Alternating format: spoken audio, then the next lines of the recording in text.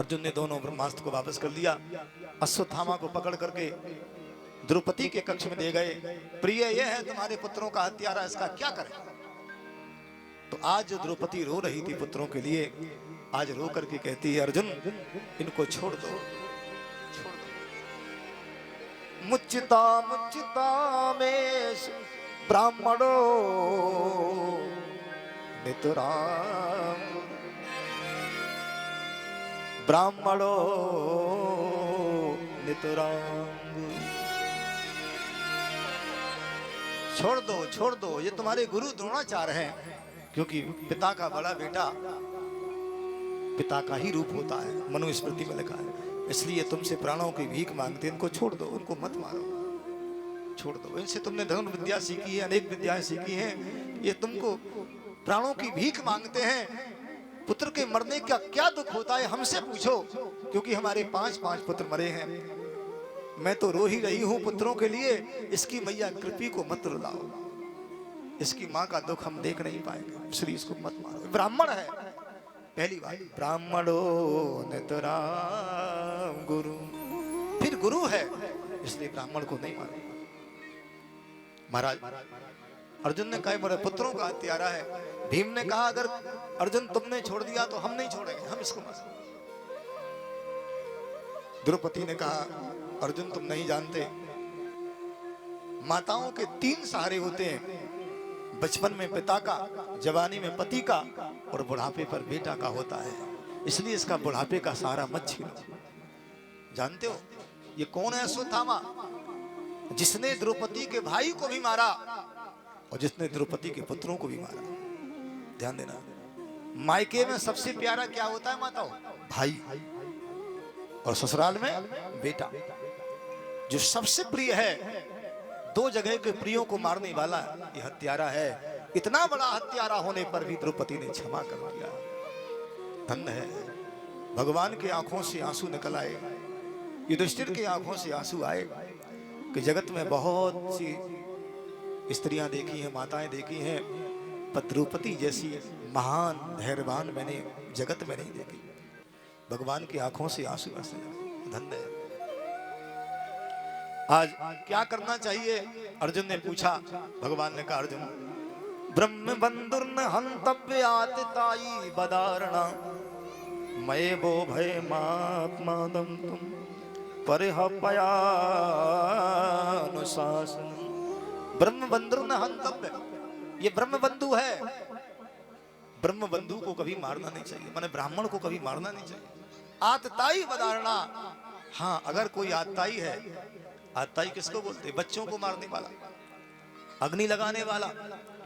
महाराज तो अगर कोई आतताई है उसको मार देना चाहिए, लेकिन ब्राह्मण का कभी वध नहीं करना चाहिए, मारना नहीं चाहिए। हाँ वध कर दो, वध में मारने में अंतर, बाध्य तीती वध, माने उसको दंडित कर दो, अपमानित कर दो, पर उसको मारो नहीं।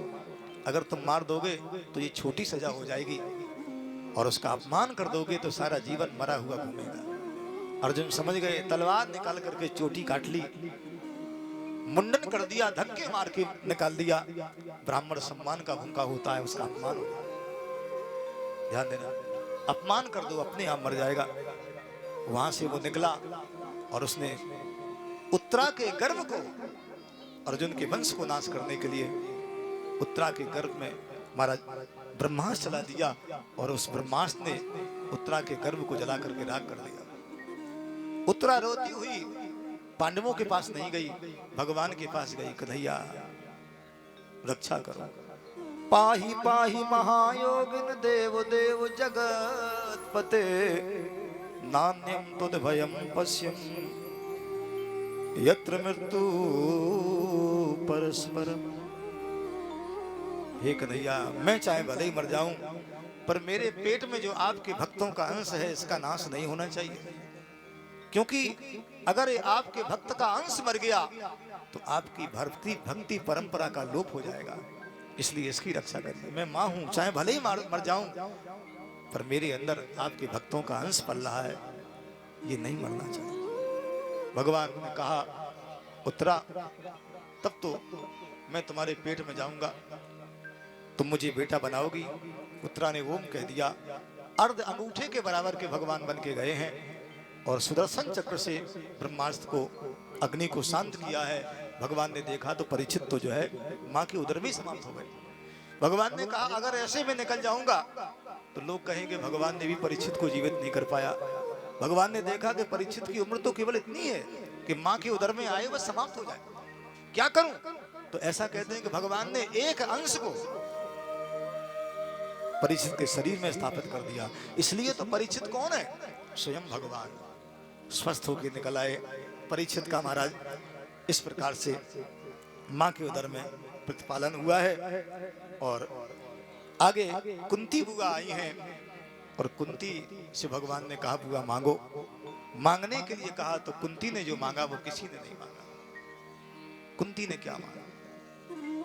विपिदा संतु नासस् तत्र तत्र जगत गुरु भवतो दर्शनम स्यात् पुनरे भव दर्शनम। विपदा संतु ना, विपत्तियों के पहाड़ टूटते रहे हे कन्हैया, अगर देना है तो ये दीजिए। भगवान ने कहा क्यों मांग रही हो? कहा बुआ ने हम इसलिए मांग रहे हैं कन्हैया कि मैंने तो आपको दुख में ही पाया। अगर मेरे ऊपर दुख ना आता तो कन्हैया आप मेरा साथ न देते। इसलिए जब आप मेरे साथ रहते हो तो वो दुख भी सुख बन जाता है। इसलिए हम जानते हैं। दूसरी बात देखिए, कुंती कहती है कि हम जानते हैं कन्हैया आपके पास दुख है ही नहीं। मैंने मांग तो लिया है, आप दुख देंगे कहां से? क्यों? आप तो सुख के सिंधु, आप सुख के सिंधु हो, आपके पास दुख है ही नहीं, तो आप दुख मुझे देंगे कैसे? जानते हो, किसी ने कहा आराम की तलब है तो एक काम कर, आराम की शरण में बस राम राम का। भगवान के पास दुख नहीं है, इसलिए भगवान रो रहे हैं। बुआ तुम कुछ और मांग लो, क्या दो? क्यों? जो आनंद सिंधु सुख राशि, जो आनंद सुख राशि करते त्रैलोक सुपासी, करते त्रैलोक सुपासी, जो आनंद सिंधु सुख राशि।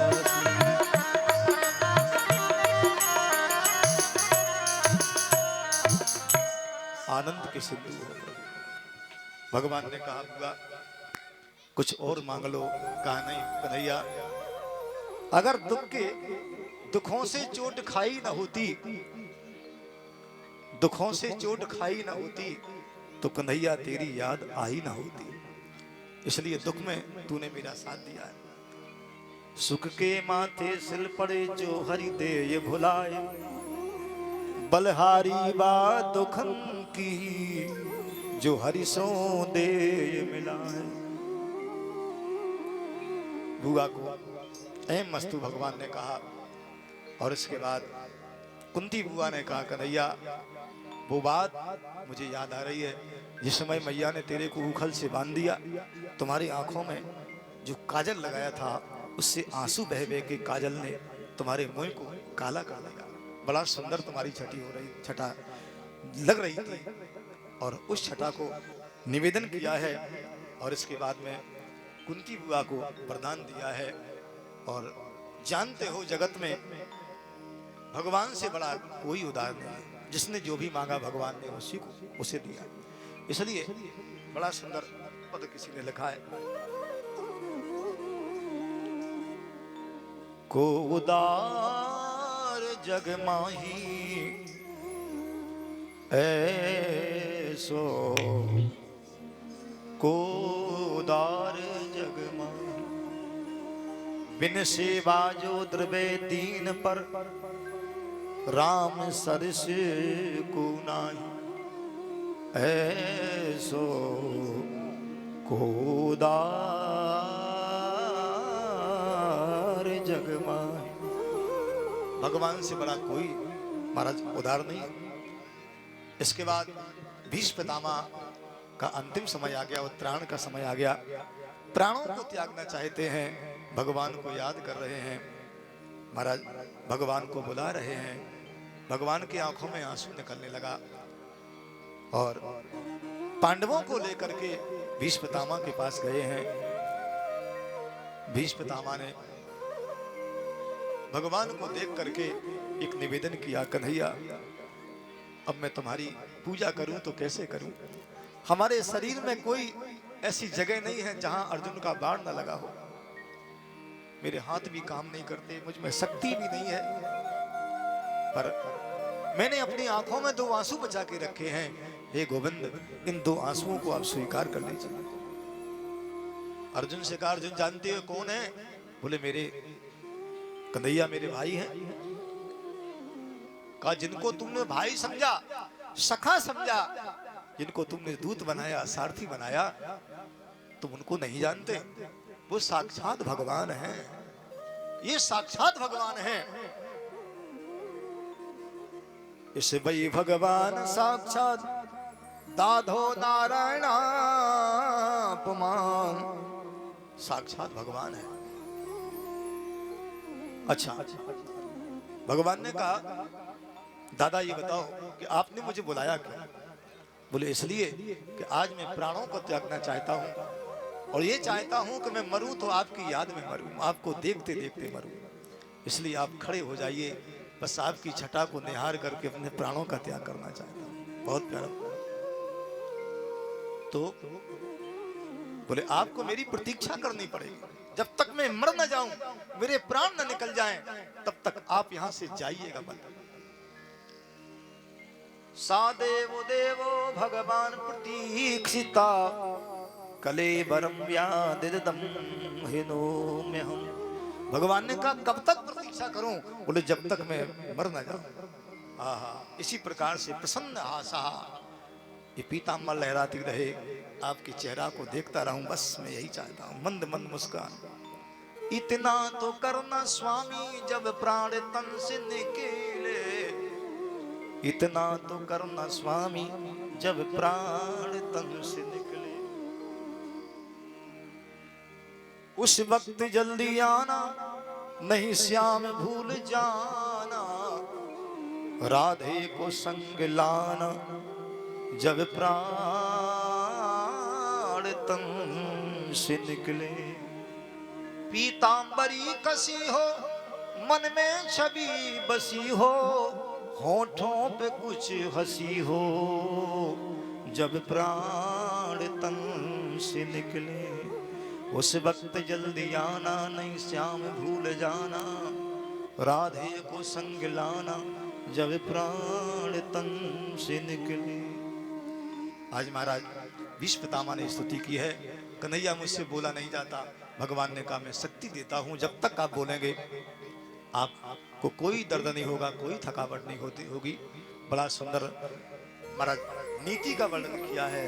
दान धर्म, राजधर्म, मोक्ष धर्म, स्त्री धर्म बताया। और इसके बाद कन्हैया से निवेदन किया, एक मेरी बेटी है जो मैं आपके चरणों में अर्पण करना चाहता हूं। देखो यहाँ भीष्म पितामह ने जो स्तुति की है वो इति से की है। इति मति कल्पता वितृष्णा भगवती सात्मा पुंगवे भूमि, इति से की है। जो स्तुति इति से शुरू हो, माने अंत से, कितनी महान स्तुति हो।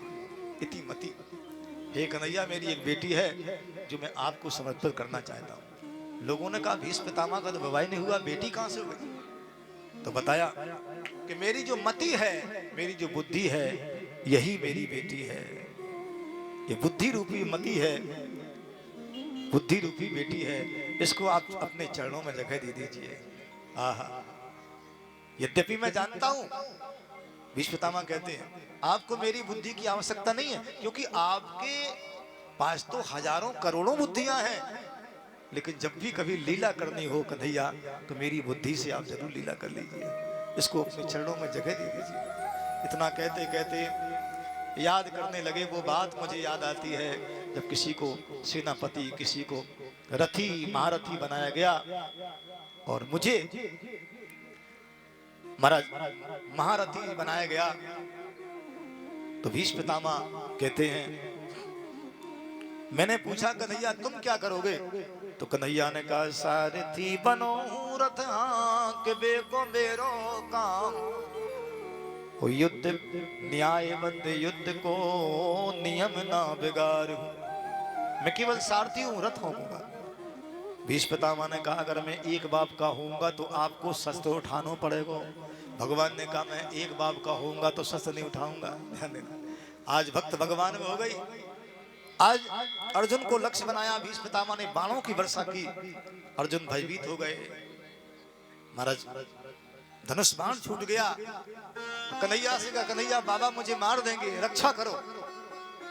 भगवान रथ से नीचे उतरे और ऐसा कहते भगवान ने चक्र उठा लिया, चाहे वो पहिया ही औरत का, उसको भी चक्र कहते हैं। सुदर्शन चक्र उठाया, किसी ने कहा पहिया उठाया, चक्र उठा करके दौड़े।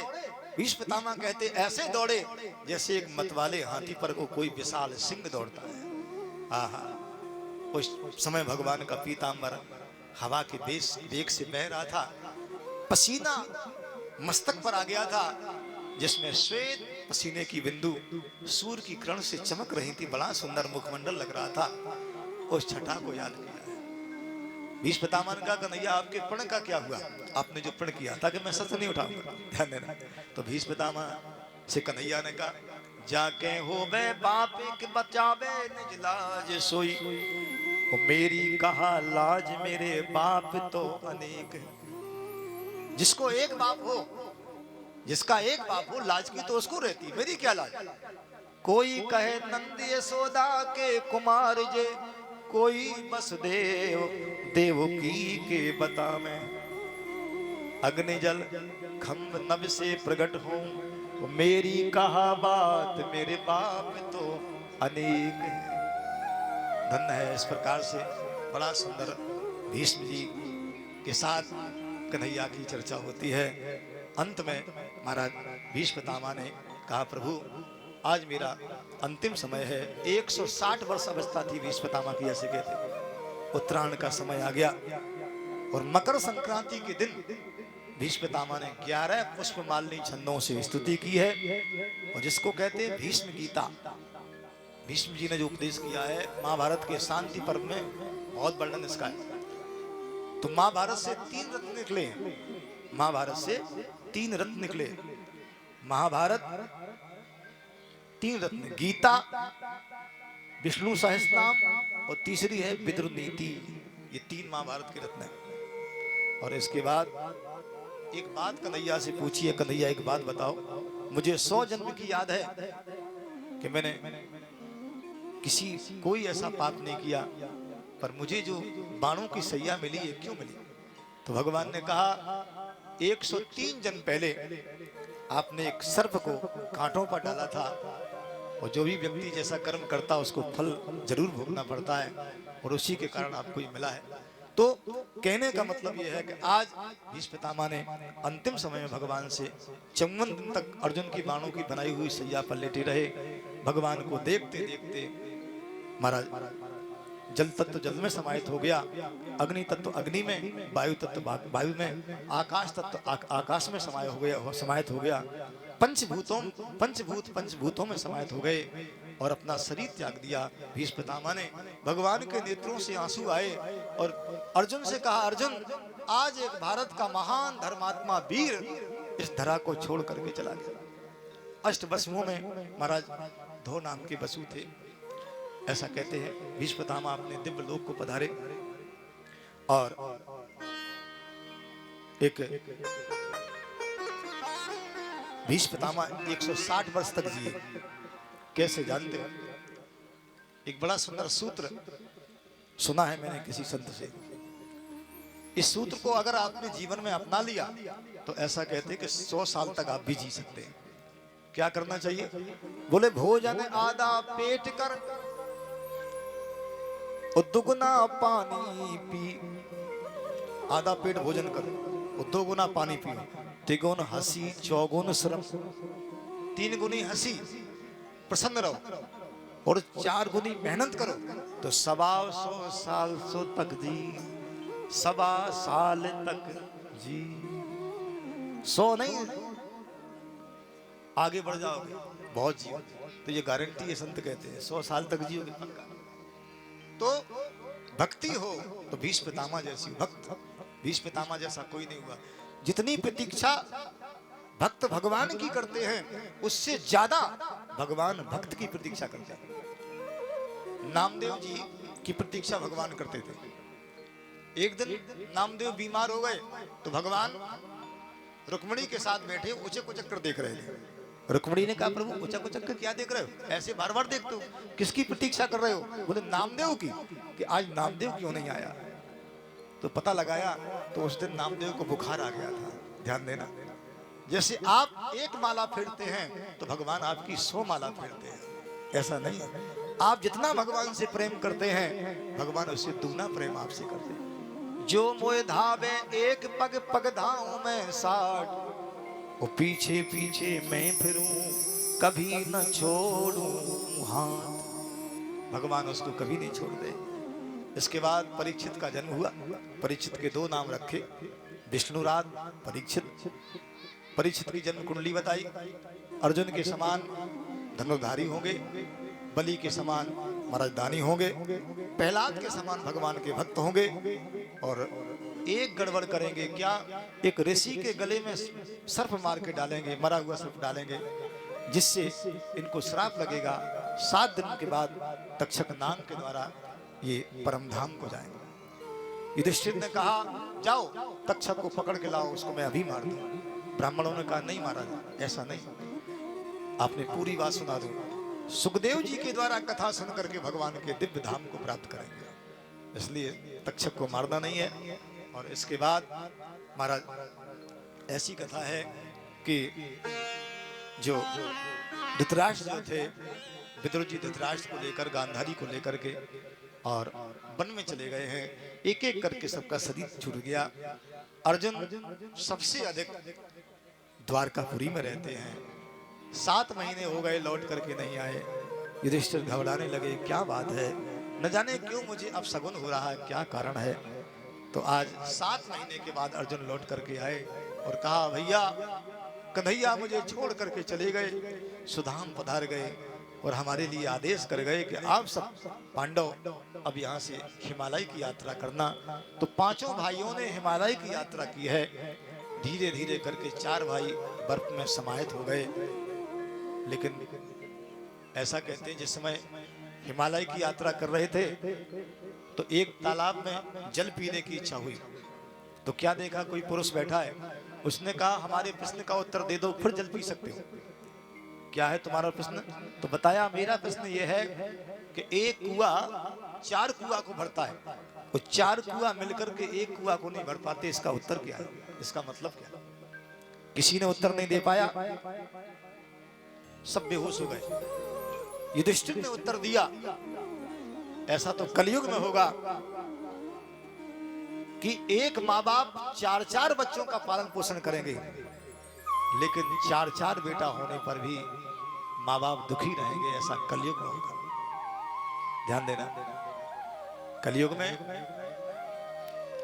मैया की गैया की दुर्गति होगी और कलयुग में घर घर में चिड़िया मिल जाएगी और त्रिया की चलती होगी, ऐसा कलयुग होगा। तो महाराज इस प्रकार से 4 भाई हिमालय में समाप्त हो गए, गल गए, अपना महाराज हिमालय में समाहित हो गए। युधिष्ठिर जी आगे जा रहे हैं, द्रौपदी पीछे आ रही, वो भी साथ छोड़ गई, 5 लोग साथ छोड़ गए। युधिष्ठिर आगे गए, एक विमान आया, पीछे मुड़ के देखा एक कुत्ता जा रहा है जो कभी राजसभा में बैठा करता था। तो विमान चालकों ने कहा बैठिए। युधिष्ठिर जी बैठने लगे, कहा कुत्ता भी मेरे बैठेगा? बोले नहीं महाराज ये नहीं बैठेगा। तो बोले मैं नहीं जाऊंगा। कुत्ता भी बैठ गया, विमान चला। तो आज नकुल सहदेव की आवाज आ रही, भैया बचाओ ये लोग मुझे मार देंगे। विमान रुका तो नर्क देखना पड़ा, जहां कितनी यातनाएं दी जा रही हैं पापियों को। नरक देखा। युधिष्ठिर ने पूछा कि भैया मुझे नरक क्यों दिखाई दिया? बोले इसलिए कर्म का फल सबको भोगना पड़ता है। आपने भी एक बार झूठ बोला है। क्या? अश्वत्थामा मरा नरो वा कुंजरा। अश्वत्थामा आप नहीं जानते थे कि कौन सा अश्वत्थामा मरा है, आप जानते थे। भगवान ने शंख बजा दिया था उसी समय, नरो वा कुंजरा कह दिया, नर हो या हाथी। आप जानते थे हाथी का नाम था अश्वत्थामा, और जिसके कारण अश्वत्थामा के पिता द्रोणाचार्य ने शरीर त्याग दिया, इसलिए आपको नरक देखना पड़ा। सत्यवादी, ध्यान देना महाराज, धर्मराज युधिष्ठिर को भी नरक देखना पड़ा। यहां कोई बचा नहीं है। दुनिया में कोई ना ऐसा हुआ जिसमें कोई दाग लगा न गया। यहां कोई ऐसा नहीं है दूध का धोया। गलती करोगे तुम्हारा उसका फल आपको जरूर मिलेगा। इसके बाद महाराज अपने अपने स्वरूप को जाकर के प्राप्त हो गए पांचों भाई, क्योंकि ये तो देवता थे, आप लोग जानते हैं। वायु के अवतार थे भीमसेन, और इंद्र के अवतार थे अर्जुन। धर्मराज युधिष्ठिर को जानते हैं। अश्विनी कुमार के अवतार ये नकुल सहदेव। इस प्रकार से ये अपने अपने अंश में जाकर के समाहित हो गए, और फिर परीक्षित राजा हुए इस धरा के। 3 अश्वमेध यज्ञ किए महाराज कृपाचार्य की कृपा से, और इरावती के साथ इनका विवाह हुआ। उत्तर की जो महाराज इरावती के साथ इनका विवाह हुआ, उत्तर की बेटी। 4 बेटा हुए परीक्षित के, ध्यान देना। 48 वर्ष उम्र हो गई आज। एक दिन राजा परीक्षित शिकार के लिए गए तो क्या देखा, एक कोई पुरुष गाय बैल को मार रहा। ध्यान दीजिए, परीक्षित ने कहा मेरे राज्य में कोई गाय को सताए, बैल को सताए, ये मैं देख नहीं सकता। तलवार लेकर के मारने को दौड़े, वो पुरुष चरणों में गिर पड़ा, महाराज मैं कलयुग हूं, मैं आपकी ही प्रजा हूं, मैं कहां जाऊंगा।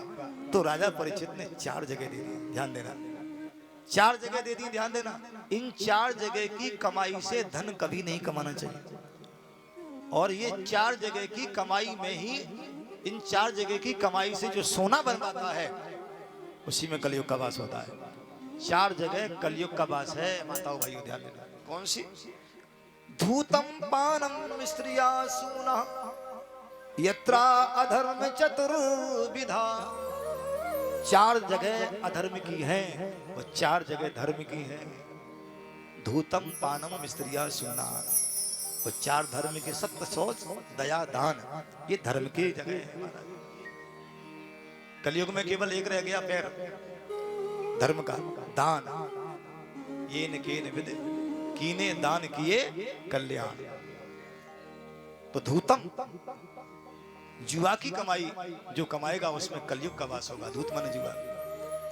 पानम, शराब बेचना, शराब पीना, शराब का धन जो होता है उसमें कलयुग का वास होगा। पानम। स्त्रिया, जिसके घर में वेश्यावृत्ति होती है, वेश्यावृत्ति की कमाई जो होती है उसमें कलयुग का वास होता है। बहुत ध्यान देंगे। और चौथी बात है सूनहा, जहां बद स्थल है, जहां मारकाट है, जहां मांस मदिरा का क्रय विक्रय होता है, और मांस को बेच के जो धन कमाता है उसमें कलयुग का वास होता है।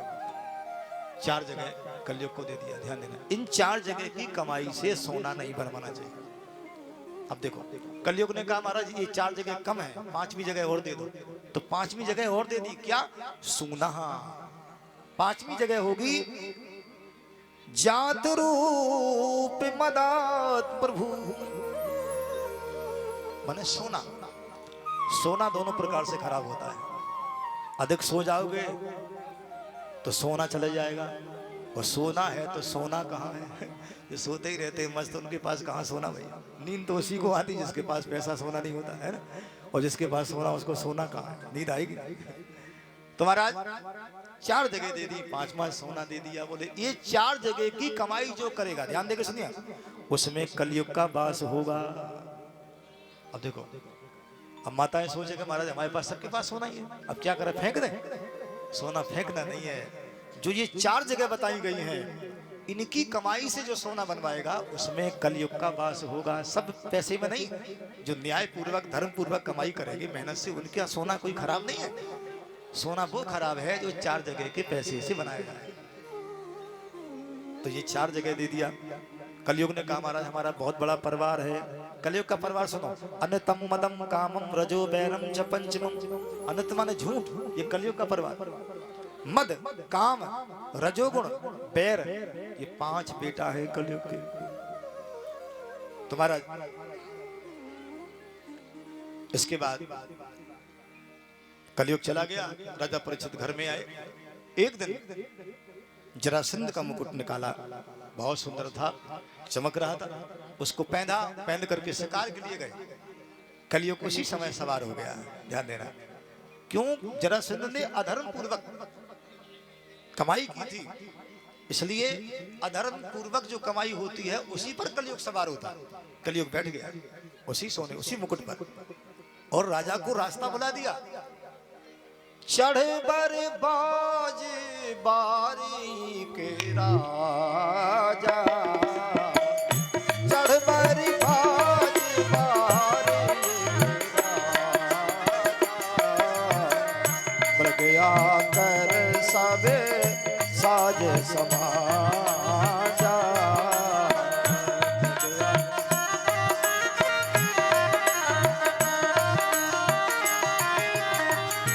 चढ़ बरी बाज बारीक राजा, मृगया कर सब साज समाजा।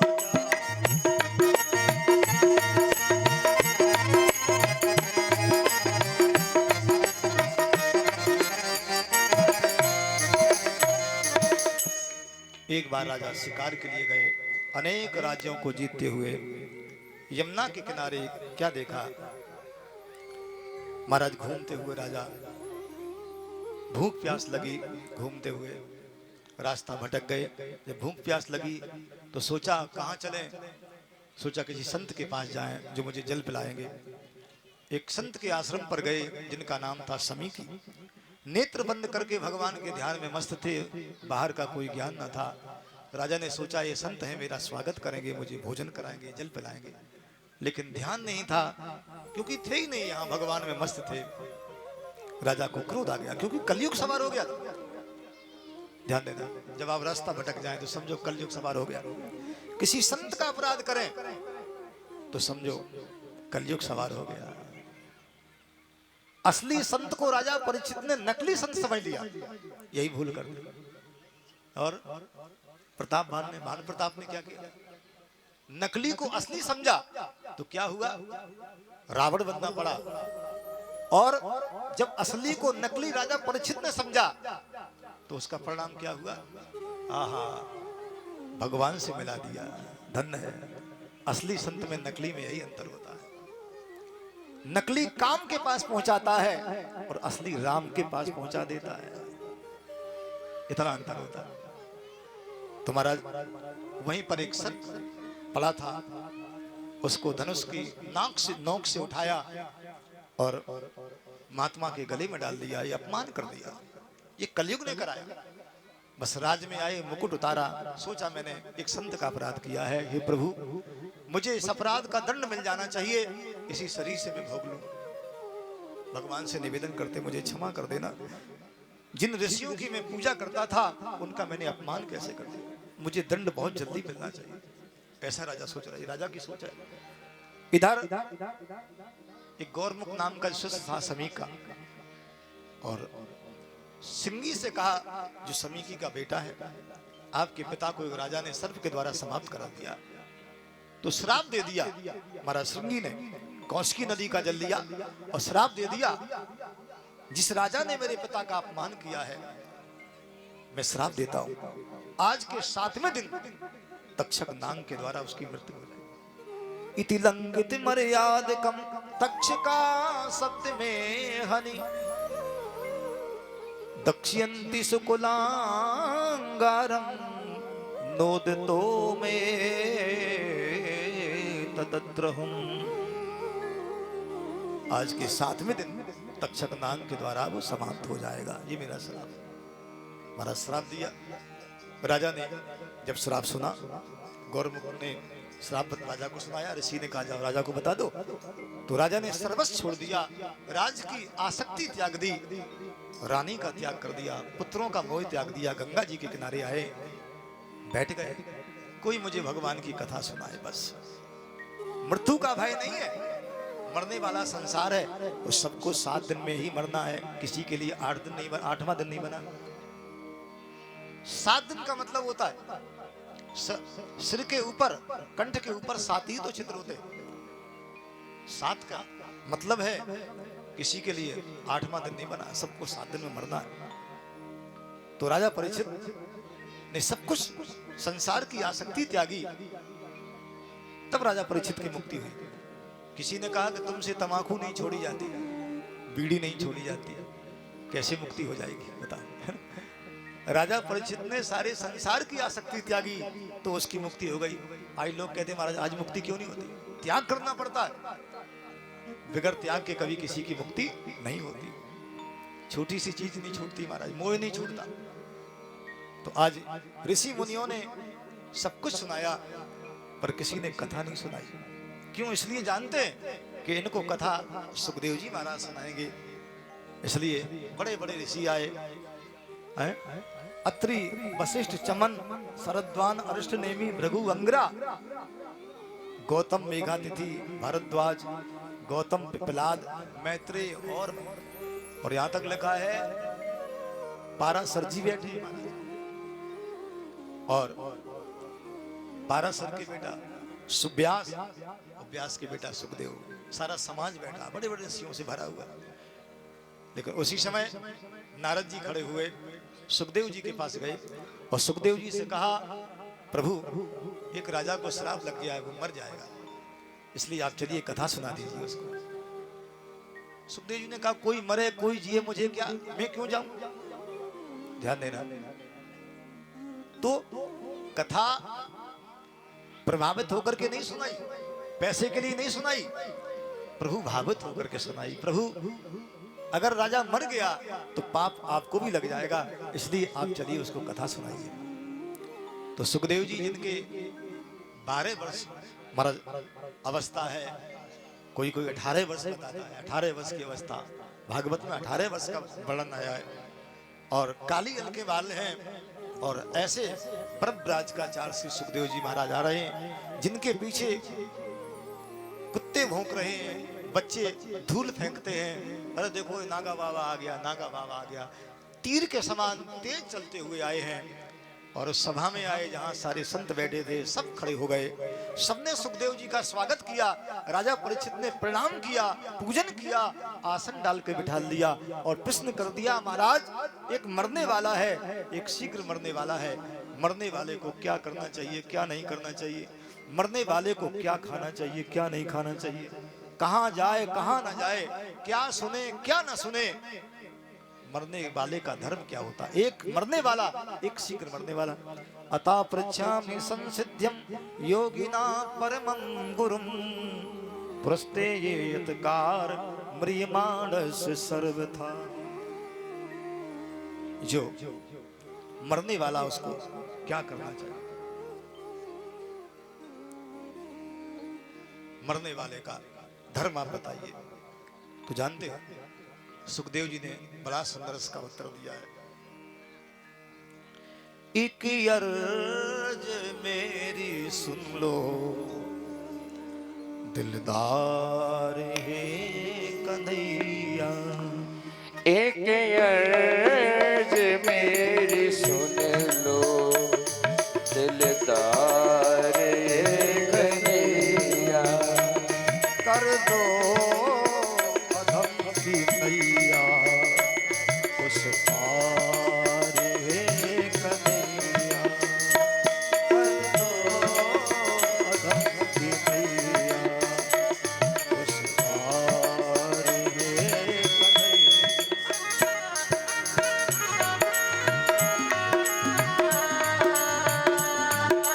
जय हो राजयोग सेवा।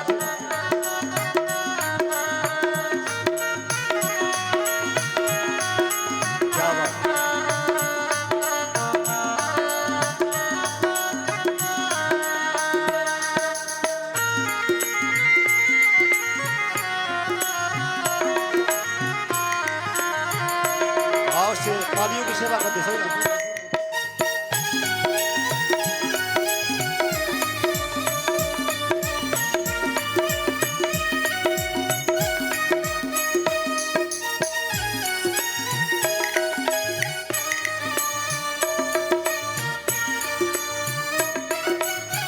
बड़ा प्यारा भाव। अच्छा हूँ या बुरा हूँ, परदास हूँ तुम्हारा। अच्छा हुआ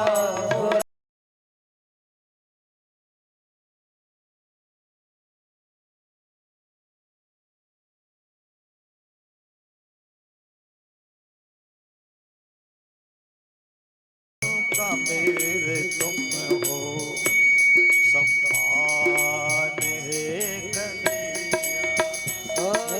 जीवन का मेरे तो सम्मान है कन्हैया।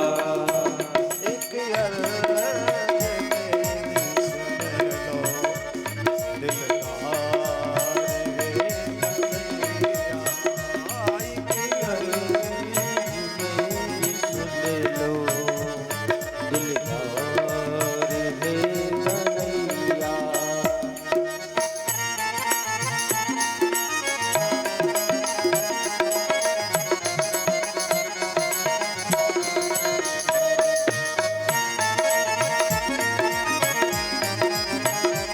मस्ती में झूम के तालियों से दोनों हाथ बढ़ाओ।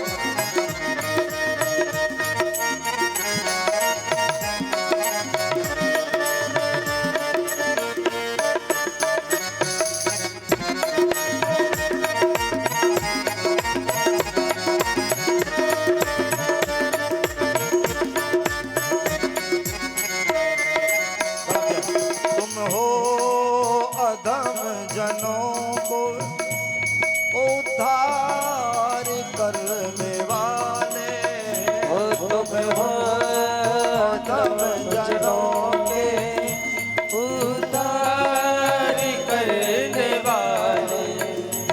मैं हूँ अधम जनों का, मैं हूँ अधम जनों का तिरस्कार करने वाला।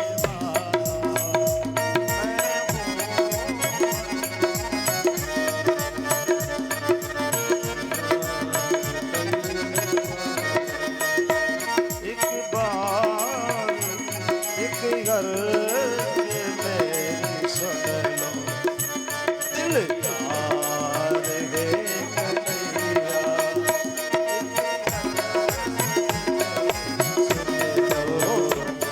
दिलदार है कन्हैया।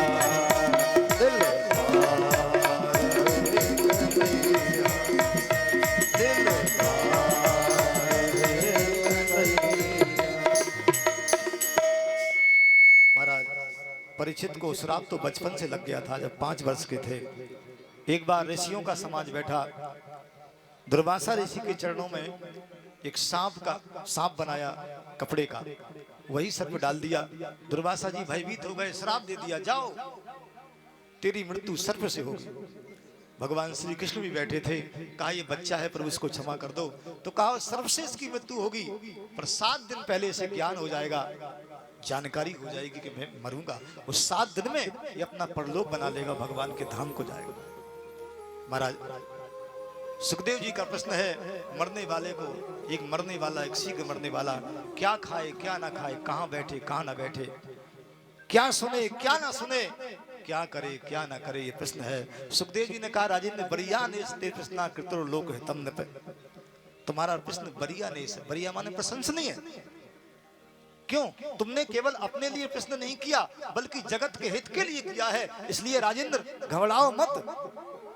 100 वर्ष मनुष्य की उम्र होती है, आधी उम्र सोने में चली जाती है, आधी उम्र कमाने में चली जाती है, गमाने में चली जाती है। राजेंद्र क्या करना चाहिए? मरने वाले को सब सारी आसक्ति का त्याग करके तुम्हारी तरह भगवान की शरण में चला जाना चाहिए, ओमकार का जाप करना चाहिए। राजेंद्र एक राजा हुए जिनका नाम था खट्वांग। जलाओ जला दो। खट्वांग राजा ने 2 घड़ी में अपना परलोक बना लिया था। तुम्हारे जीवन की तो वह 7 दिन अवधि है, इसलिए घबराओ नहीं। को जानते हो यहाँ कोई परमानेंट नहीं है, सबको जाना पड़ेगा। यहाँ सबको, ये पंचायती धर्मशाला है, शरीर जो तुम्हें मिला है इसको खाली करके जाना। अरे चाहे लगा लो चंदन साबुन, चाहे लगाओ से, जगत में कोई न परमाने, जगत में कोई न परमाने। आवागमन लगा दुनिया में, जगत है रेस्टोरेंट रे भैया, जगत है रेस्टोरेंट। अंत समय में उड़ जाएंगे ये तेरे तंबू टेंट, जगत में कोई न परमाने, जगत में कोई न परमाने। हरिद्वार चाहे मथुरा काशी, घूमो दिल्ली कैंट रे भैया, घूमो दिल्ली कैंट। मन में प्रभु का ध्यान सुमिर कर, फिर धोती पहनो चाहे पेंट, जगत में कोई न परमानेंट, जगत में काल सभी को खा जाएगा, लेडीज हो या जेंट। साधु संतों की सेवा कर लो, यही सच्ची गवर्नमेंट, जगत में कोई न परमानेंट। राजेंद्र, ये शरीर भी जाएगा, इसलिए क्या करना चाहिए? भगवान का स्थूल रूप का ध्यान करो। सबसे पहले आसन को जीतो, जितासनो जिस्सासो जिस्संगो जितेंद्रिया, स्थूले भगवते रूपे मना संध्यार योधिया। सबसे पहले बैठना सीखो, जितासनो, आसन जीतो, जित श्वासो, सीधे बैठो, रीढ़ की हड्डी सीधी करके, पालथी मार के, है ना। कथा सुनना है तो पहले आसन सिद्ध होना चाहिए। अब ऐसे नहीं कभी ये पैर आ गए तो कभी वो पैर आ गए, कभी इधर घूमता है तो उधर घूमता, सीधे बैठो। जितासनो जिस्सासो, श्वास को जीतो, संगो जिस संगो जितेंद्रिया, संग को जीतो, तजोरे मन हरि विमखन को संग। भगवान व्यापक है, उसका चिंतन करो।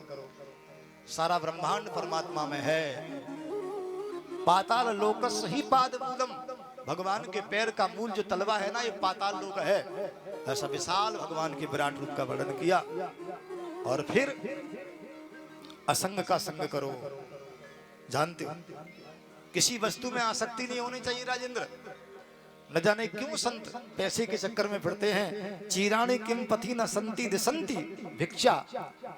सुखदेव जी कहते हैं राजेंद्र, क्या पहनने के लिए रास्ते में कपड़े नहीं मिलते? फिर क्यों कपड़े के लिए फिरते हैं? क्यों आश्रम, क्या आश्रम बनाना है? भगवान का जब भजन ही करना है तो 2 रोटी तो कहीं मिल जाएगी, फिर पैसे के लिए क्यों भटकना है? भजनानंदी संत के लिए तो नहीं है ये तमाम संग्रह करे।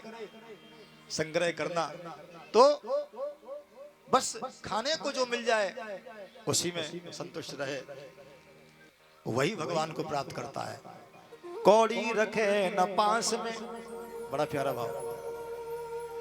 कौड़ी रखे न पास में, मांगन में सकुचाए, उतिन के पीछे हरी फिरे, कहीं भूखो ना रह जाए। याद रखना, जो कभी कुछ नहीं रखता उसका ध्यान भगवान रखते हैं। भागने से धन नहीं मिलता, भाग में होगा तो मिलेगा। इसलिए लिखा, कोटि उपाय करे मन तू, पर भाग्य लिखो उतनो ही मिलेगो। भाग्य लिखो उतनो ही मिलेगो। इसके बाद राजेंद्र, इसलिए क्या करना चाहिए? वो सूत्रव्य से कीतव्य से स्तभ्यो भगवान पुमान। 3 काम अगर आपने किए तो ये गारंटी है आपका मोक्ष हो जाएगा। एक तो भगवान की कथा सुनो, भगवान को सुनो और भगवान का कीर्तन करो, ये दूसरी बात है। और भगवान को ही याद करो, भगवान को ही स्मरण करो, इससे भगवान मिलते हैं। राम है सुमरिय गाय राम, संतत सुनिए राम गुण ग्राम। उताहि भजे मन तज कुटलाई, और राम भजे गति के नहीं पाई। इसका आश्रय है।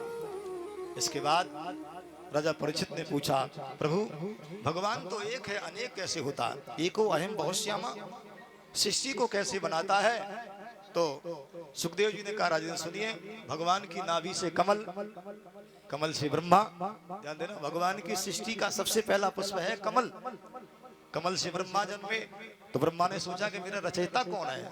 चारों दिशाओं में देखा तो 4 मुंह हो गए। पंखुड़ी पकड़ के चले, महाराज कोई और छोड़ नहीं मिला, पता न लगा, तो बैठ गए। 2 शब्द सुनाई दिए, ता और पा। बोले तप करो। ब्रह्मा जी बैठ करके कमल पर तपस्या करने लगे। तो फिर भगवान ने कहा, भगवान ने दर्शन दिया और कहा, जाओ ब्रह्मा तप करो और तप के बाद तुम सृष्टि करो। ब्रह्मा जी ने सृष्टि की। तो सबसे पहले सनक, सनंदन, सनातन, सनत कुमार 4 पुत्रों को जन्म दिया। ये सात्विक की सृष्टि है भगवान ब्रह्मा। 5 वर्ष की अवस्था रहती है महाराज संत कुमारों की, ध्यान देना, 5 वर्ष से अधिक नहीं रहते। ब्रह्मा जी ने कहा, जाओ सृष्टि करो। बोले नहीं, हम तो भजन करेंगे। हमारी बात नहीं मानोगे, हम पिता हैं? बोले नहीं मानेंगे। तो जाओ।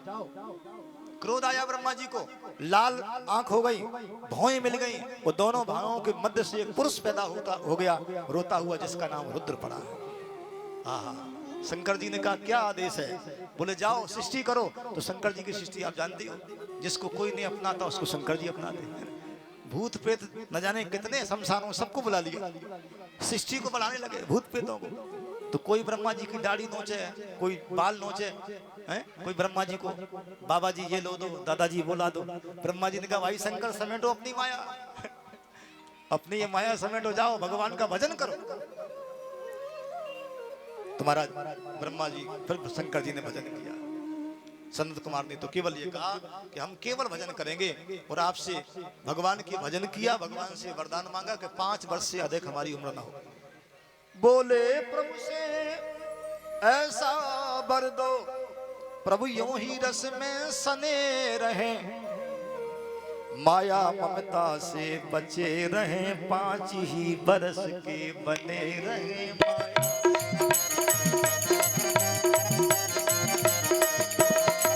माया ममता से भरे रहे, 5 ही बरस के बने।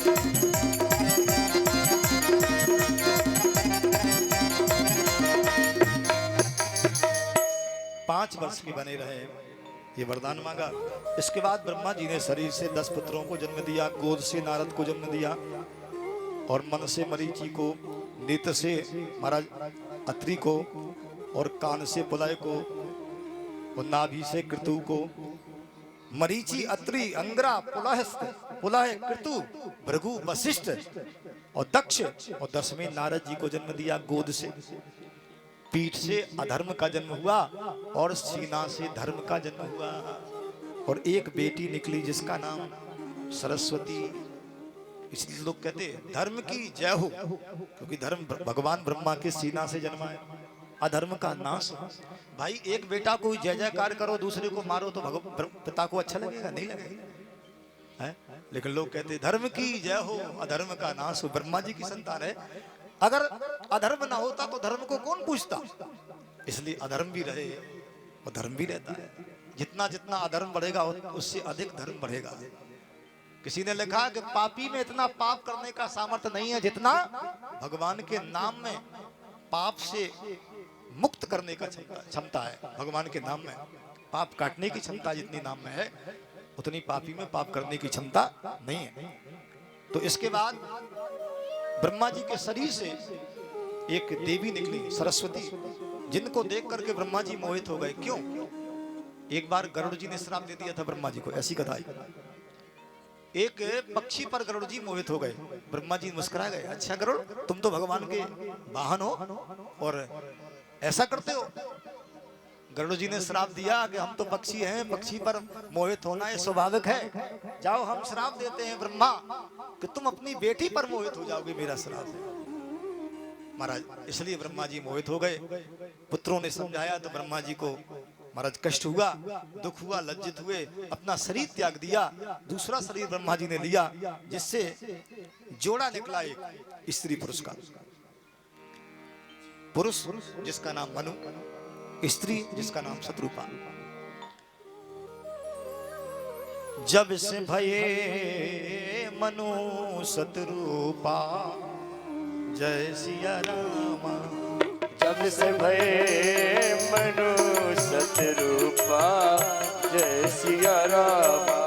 शंभो मनु अरु शत्रुपा, शंभो मनु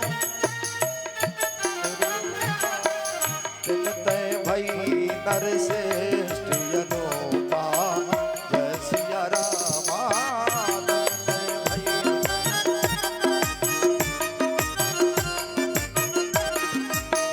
शंभो मनु शंभो मनु शंभो मनु अरु शत्रुपा, शंभो मनु अरु शत्रुपा, तय भई नरश्रेष्ठ अनुपा।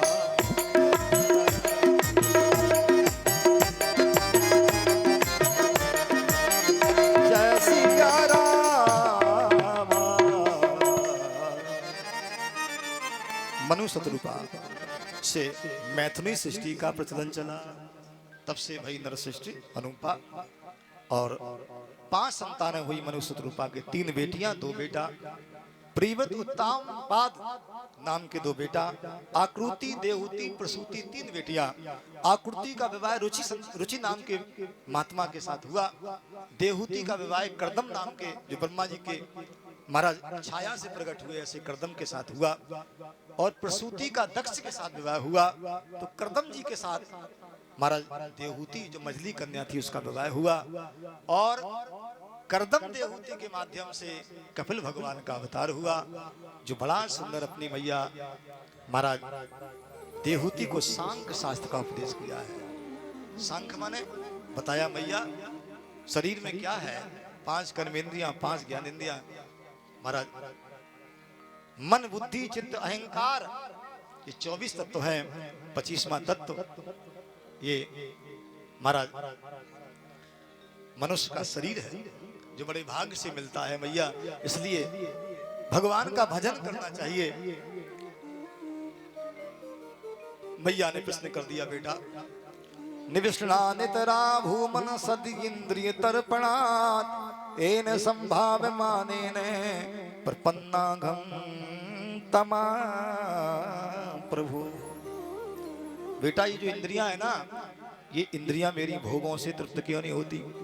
जीव को कितना बढ़िया रसगुल्ला खिलाओ, लेकिन तीसरे दिन रसगुल्ला की फिर याद आ जाती है। कितनी रबड़ी छनाओ, लेकिन ये जीव महाराज कितना खिलाओ, क्योंकि जीव के 2 ही स्वाद हैं, 2 ही विषय हैं, स्वाद और विवाद है। खाए तो खाते ही चले जाओ, खाए गए महाराज, खाए जा रहे, और बोले तो गजब कर दे, खाए तो गजब कर दे। इसलिए सबसे खराब है जीव, और जीव पर जिसने अपना कंट्रोल कर लिया उसका जीवन बन गया।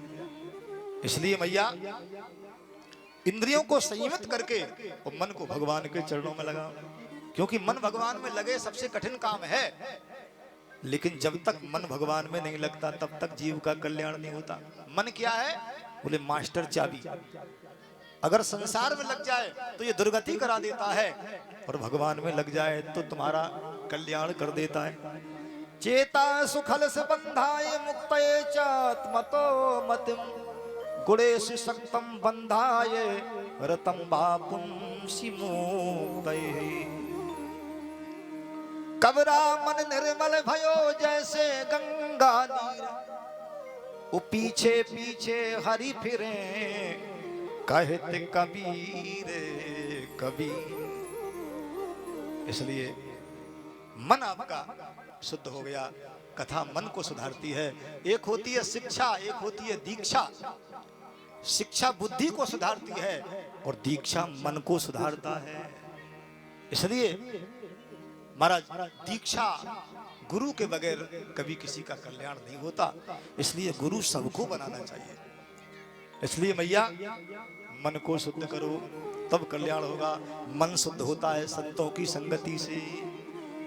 संत केवल भेष ना हो, भाव। क्योंकि संत किसको कहते हैं? भागवत में बताया, तितिक्षुवा कारण कहा सुहृदया सर्वदेहि नाम, अजात शत्रुवा शांता साधवा साधु भूषण। संत की व्याख्या बताई क्या? तितिक्षुवा, जिसके अंदर सहनशीलता है, जलन न हो।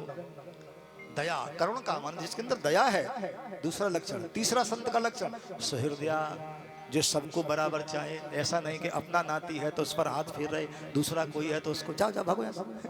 ये संत का लक्षण नहीं है। सुहृदया सर्वदेहिना, जो सबसे प्रेम करे। अजात शत्रुवा, जिसका कोई शत्रु ना हो। जो परम शांत, शांता साधवा साधु भूषण। इसलिए संत की संगति करो। संत किसको कहते हैं? जो सहे दुखी पर छिद्र दुरावा, बंदिनी ये जिही जग जस पावा। जो सहे दुख पर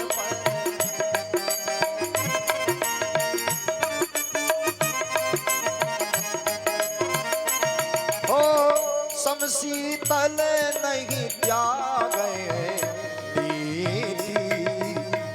सरल स्वभाव समय सन प्रीति।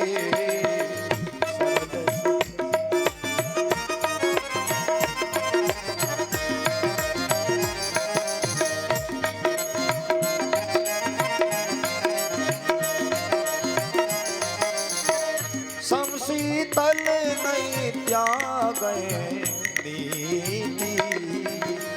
सरल स्वभाव समय सन प्रीति।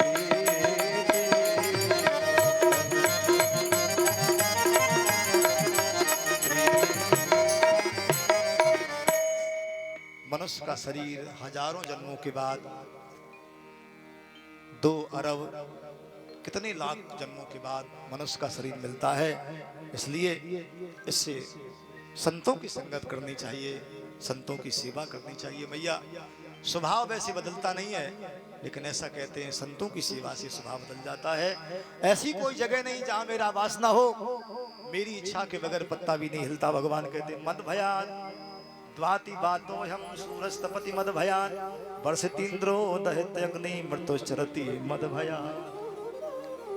मेरी इच्छा से सूर्य निकलते, मेरी इच्छा से चंद्र निकलते, वर्षा भी मेरी इच्छा से होती है। इसलिए मैया, मेरी इच्छा के बगैर कहीं कुछ नहीं है। इसलिए सबसे प्रेम करो, सब में मुझे देखो, वो उत्तम भक्त है। महाराज, यहाँ योग के 8 अंग बताए। इस प्रकार से बड़ा सुंदर मैया को ज्ञान का उपदेश किया। मैया, जो मैं आपको उपदेश दे रहा हूं, इसका चिंतन करो। तो इसी जगह कथा को विराम कर दें। क्या हुआ? हम समझ रहे हैं सबकी इच्छा है, कथा तो बहुत है, और कहने को बैठ जाऊं तो प्रभु कृपा से कहते ही रहूं। कथा तो इतनी मीठी होती है कि कथा में मन लग जाए तो क्या बात है। लेकिन ये भी ध्यान देना है कि तो प्रसाद का भी समय है ना। तो जिसमें बड़ा गड़बड़ हो जाएगा, प्रसाद में जरा भी लेट हो गई, अरे भैया खा के लेट नहीं तो है, क्या घबराना। कौन सा भोजन बनाने, भोजन कर लो, लेट जाओ। तो कथा सुनो, क्योंकि बार बार नहीं मिलती। बेचारे खर्च कर रहे हैं पैसा, है ना, तो उनकी व्यवस्था बढ़िया बनी रहे, कथा भी सुनने को मिले और मीठा मीठा भोजन भी मिलता रहे, है ना। तो आइए भजन के साथ कथा को विराम।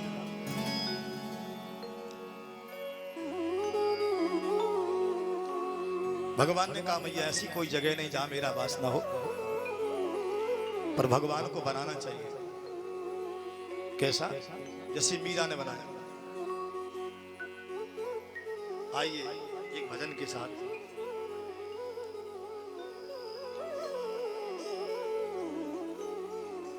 अरे कर लूंगी बंदे के बरिया। जय जय।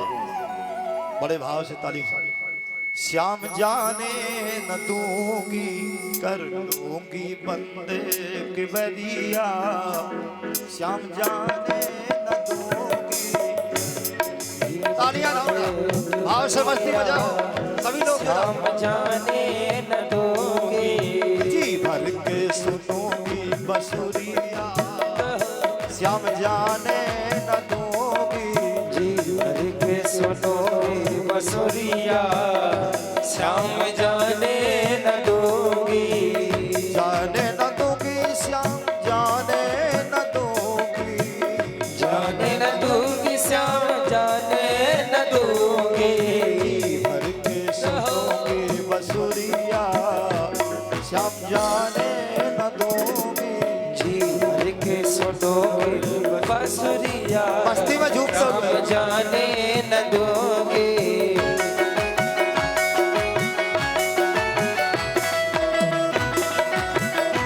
ऐसे नहीं भाव से।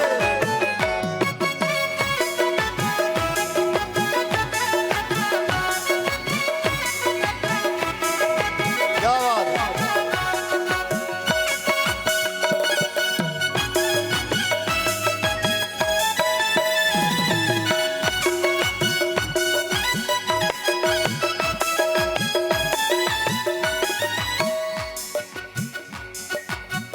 बास सदा वृंदावन बास बास वृंदावन को दीजो संवरिया।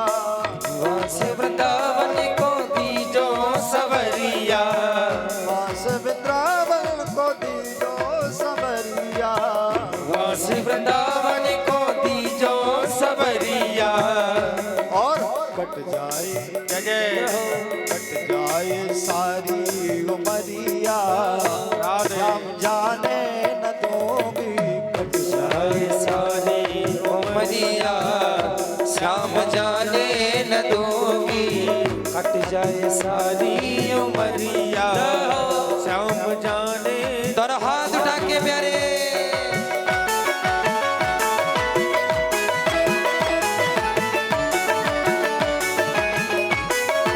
हरि बोल। तालियों के भाव से श्री हरि।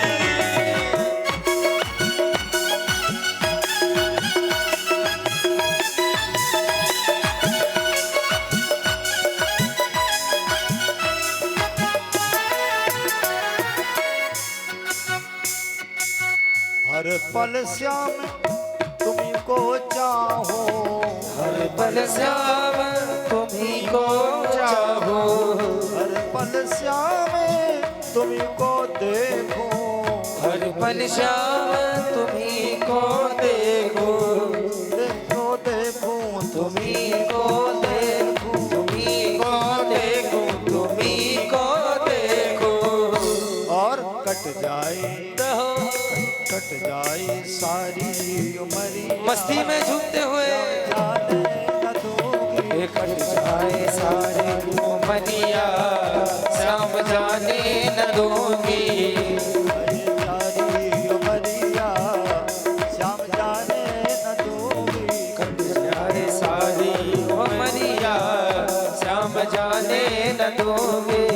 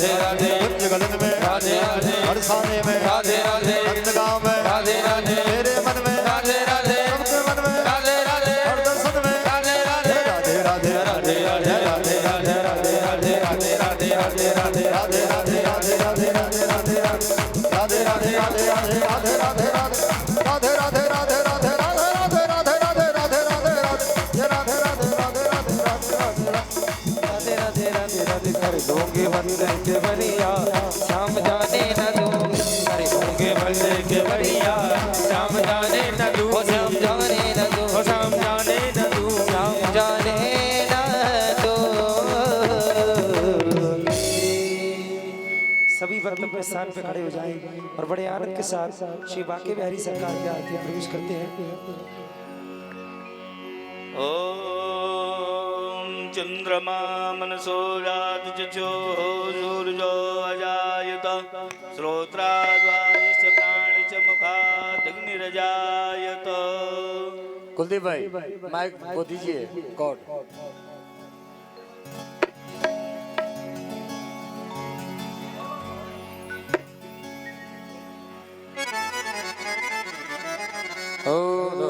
साथी नंबर।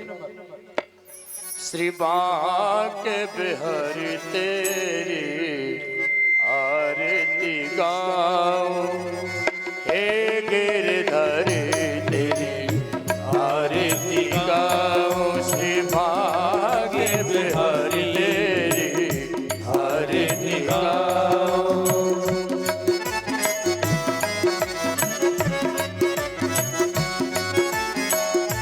आरती गाऊं प्यारे तोई को मनाओ। आरती गाओ प्यारे तुमको मनाओ। तुमको मनाओ प्रभु तुम कर जाओ। तुम्ही को मनाओ प्रभु तुम कर जाओ। हे बनवारी तेरी आरती गाओ। हे बनवारी तेरी आरती गाओ।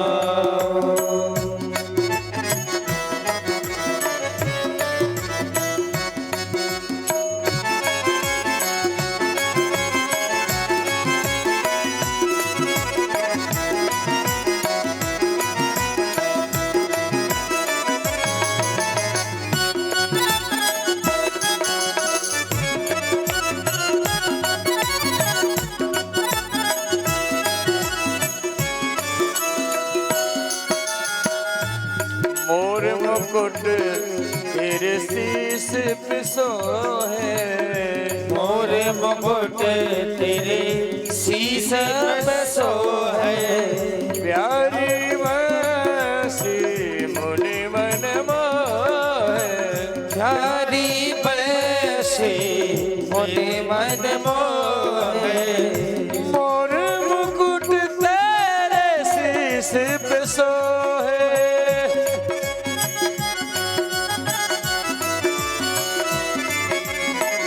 प्यारी बंसी मुनि मन मोहे। प्यारी बंसी मुनि मन मोहे। देख छवि पे बलि बलि जाओ। एक छवि बल बल जाओ।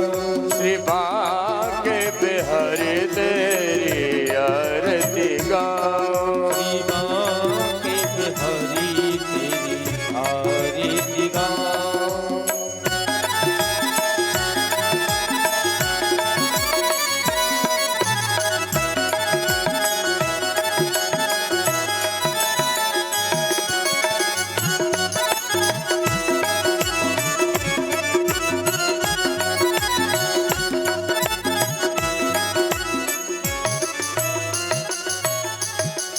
चरणों से निकली गंगा प्यारे। चरणों से निकली गंगा प्यारी। जिसने सारी दुनिया दारी। जिसने सारी दुनिया तारी। उन्हें चरण में शीस नवाओ। चरण में शीश नवाओ। श्री बांके बिहारी तेरी आरती गाओ। श्री बांके बिहारी तेरी आरती